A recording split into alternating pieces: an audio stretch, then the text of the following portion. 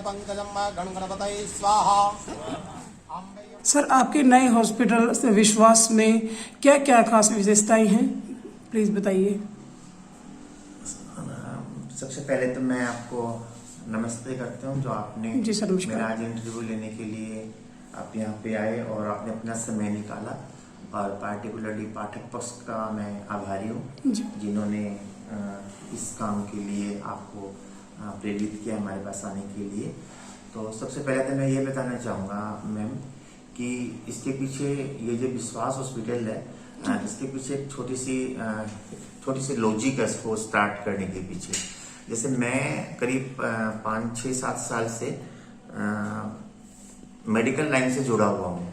मैं एक दिव्यांग केंद्र को रन कर रहा हूँ जो भारत विकास परिषद का है, और उसमें मैं देखता हूँ कि लोग कितने त्रस्त हैं।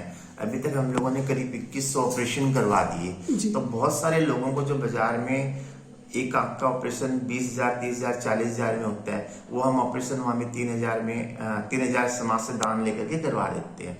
तो इन सब चीजों को देख के फिर जैसे कोरोना काल आया, कोरोना में जब मैंने देखा लोगों की स्थिति, उससे मेरा दिल बहुत आह्लादित हुआ। मतलब मैं भी खुद उसमें लगा रहा, किसी को कंसंट्रेट देने के लिए, किसी को खाना पहुंचाने के लिए, किसी को कुछ देने के लिए। उस समय मेरे मन में आया कि लोगों को बेड नहीं मिल रहे, पैसे हैं तब भी साधन नहीं मिल रहा, कुछ इंश्योरेंस के चक्कर में, उसके चक्कर में लोगों के साथ बड़ा अन्याय हो रहा है। तभी से मन में एक ऐसा आ रहा था कि कुछ लाइक माइंडेड को लेके एक ऐसा कुछ अस्पताल बनाया जाए, जरूरत के समय या किसी भी तकलीफ में, ट्रॉमा केस में और में लोगों की हम उचित सहायता कर सके। मतलब इस मकसद को लेके ही हम इसके लिए ध्येय को लेके इस अस्पताल में आए हैं।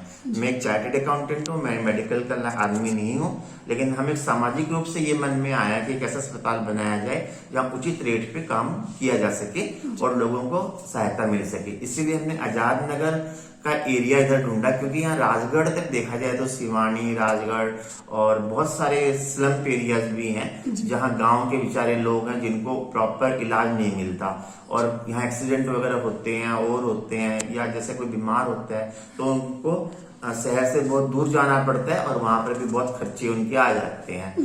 माताएं बहनें जैसे है, उनके प्रेगनेंसी के दौरान भी उनको दिक्कतें आती है, दूर तक जाने में खर्चे भी लगते हैं आने जाने का, और डिलीवरी करवाने में भी खर्चे होते हैं। तो इन सबको देखते हुए हम लोगों ने यहाँ पे एक हड्डी रोग विशेषज्ञ है डॉक्टर अंकुश बेरवाल जी, जो अग्रोहा मेडिकल कॉलेज से बहुत ही लर्नर क्वालिफाइड डॉक्टर है और बड़ा उनका अपना अनुभव है, उनको यहाँ पे अभी नियुक्त किया है। और उनका भी विचार यही है कि हम अच्छे से किसी की सेवा कर सके, आधी रात को भी 24 घंटे तत्पर रहे, एकदम यंग एनर्जेटिक डॉक्टर हैं। दूसरे हमारे और किसी भी तरह का हड्डी की इलाज, बुजुर्गों के लिए गोटे का रिप्लेसमेंट हो या पुल्ले की रिप्लेसमेंट हो या फ्रैक्चर हो गया या कुछ भी, किसी भी तरह की समस्या के लिए यहाँ पे उसका इलाज, पूर्ण रूपेण इलाज वो करने के लिए सक्षम है, और पूरी टीम, हमारी क्वालिफाइड टीम को हम लोगों ने यहाँ पे नियुक्त किया है। और उसी तरह जच्चा बच्चा के लिए एक डॉक्टर नेहा गुप्ता, जिनका बहुत अच्छा अनुभव है सर्जरी का और का,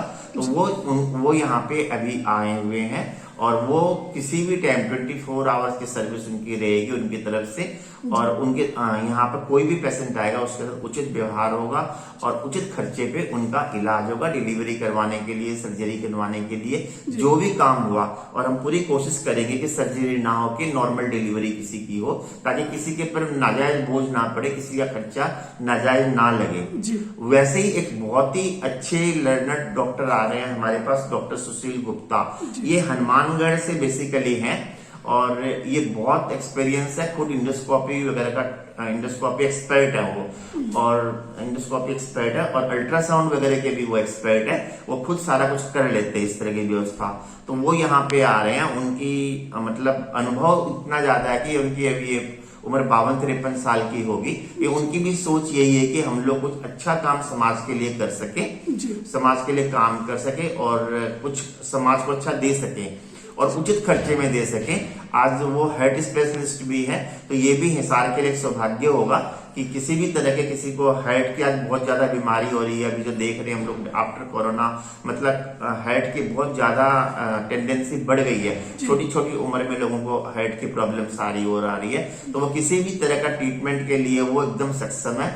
और इस हॉस्पिटल की खास बात यह है कि हमारे हॉस्पिटल में आईसीयू और modular OT, lab, x ray machine और सब तरह की सारी फैसिलिटीज है। ये 49 बेड का एक अपने हॉस्पिटल है और यहाँ अभी तक कैश मतलब सारा नगद में ही भुगतान होकर के काम होगा, लेकिन इमरजेंसी के केस में यहाँ अगर कोई पेशेंट आता है तो वो अपना इंश्योरेंस के थ्रू भी अपने पैसे क्लेम करके अपने पैसे ले सकता है इन केस ऑफ इमरजेंसी। और अभी हम लोगों ने सारा सरकार से अप्लाई कर दिया है NABH के लिए या अन्य अन्य चीजों के लिए जो इंश्योरेंस की पॉलिसीज होती हैं और होती है उनके लिए, आयुष्मान के लिए, वो बहुत जल्दी यहाँ पर आ जाएंगी। और इस हॉस्पिटल से जो पहले भी बहुत पेशेंट जुड़े हुए हैं जो लगातार यहाँ पे आ रहे थे। ये जो बिल्डिंग भी पार्टिकुलरली डॉक्टर सज्जन सिंह जी की बिल्डिंग है जो एक्सपायर हुए थे ड्यूरिंग कोरोना, तो उनकी भी मिसेज डॉक्टर अनीता सिंह जी है, उनसे भी हमारा बहुत अच्छे संबंध है और उनसे भी हमें प्रेरणा मिली कि कोरोना में बहुत लोगों को परेशानी आई है और आई है, तो क्यों ना हम लोग मिलकर एक ऐसा काम करें कि यहाँ आसपास के गांव के लोग, शहर के लोग सभी को सुविधा हम दे सकें। तो इन्हीं विचारों के साथ मैडम हम लोगों ने कोशिश करी है कि इसको विश्वास अस्पताल में लोगों का विश्वास मतलब हम लोग जीतने की कोशिश करेंगे और हमारा बिल्कुल मोटो यही रहेगा कि सबकी सेवा उचित रेट में सही से कर सके हम लोग। जी सर। जी मैम, मैं इतना ही कहना चाह रहा था मैम। सर आपका नाम?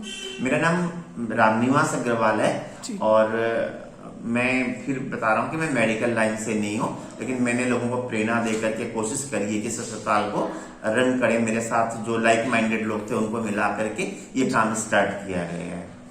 जी ma'am, thank you sir. Sir मैं MD मेडिसिन जी जनरल मेडिसिन में जी 2001 का पास आउट हूँ। उसके बाद 20-22 साल मैंने प्रैक्टिस करी प्राइवेट। अभी 2 दिन बाद यहाँ ज्वाइन करूँगा। मेरी फील्ड में जैसे डायबिटीज है, हाइपरटेंशन है, हार्ट अटैक है, दमा, TB, शुगर, गुर्दों की बीमारी, नसों की, इन सब का तो ट्रीटमेंट करता ही हूँ।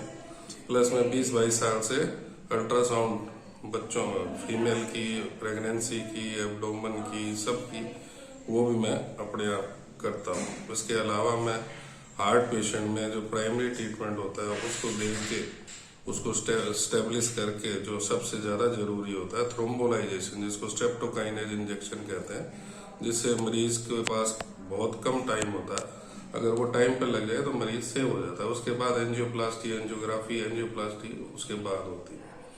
उसके साथ साथ ही मैं एडल्ट पेशेंट की इकोकार्डियोग्राफी, हार्ट की जो बीमारियां होती है वो भी एक तरह का अल्ट्रासाउंड ही है हार्ट, उसमें हार्ट के वाल्व, हार्ट की फंक्शनिंग, हार्ट की जो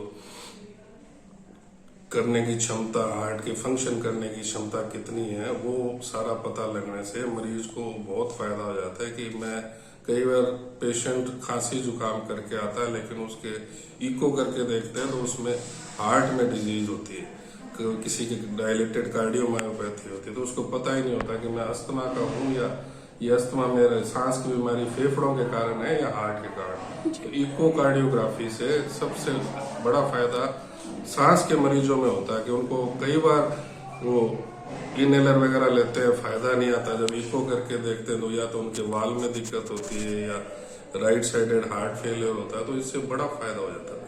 जी, thank you sir. Thank you.